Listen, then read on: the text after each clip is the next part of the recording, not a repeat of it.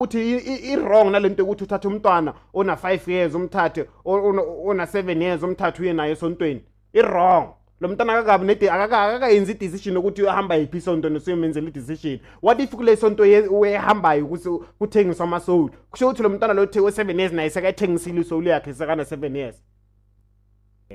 Kodwa umuntu ongale unganamaphepha la eSouth Africa uphethe ama-ARV waphuzile. And into engibhorayo ukuthi bathi baba bafika umuntu uyakwazi ukufika kayi-5 ngelanga, umuntu oyi-1 azothatha ama-ARVs lapha eclinic kayi-5 show ukuthi connection nento le. You understand? Show ukuthi connected naye. Kushuthi kahle bona mabafika lapha ababi namakhadi nezinto. Uyobona ikhadi kanjani ungana ID eSouth Africa? First of all khumula uniform hambe ngincambuzana le ngangicabuzana ngeuniform because bakudlula umuntu la anyeke athi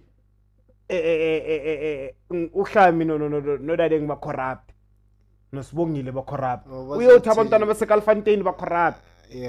Sesiyamasheka nathi singajoli.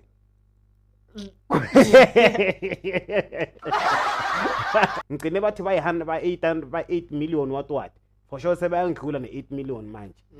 Cabanga hayi ikist manje kufe 42 kancane bayavuka if abaye ekhaya uNkulunkulu ne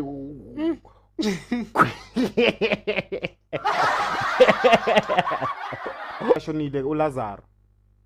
Yamazi uLazaro osebhayibhelini uLazaro kunini athi uyafisa ukubona uNkulunkulu until uLazaro ashona ila uNkulunkulu avela khona khabo Lazaro athupha uLazaro la bamtshela khona uNkulunkulu ukuthi uLazaro sina 4 days 7 days simncwabile futhi sekayenuka la khona uNkulunkulu athi ngiboniseni la nemmeke khona.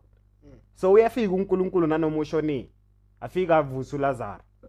Angazi ukuthi uyayena stand le point ami ukuthi yapi ufike uLazaro ashonile afika amvusa.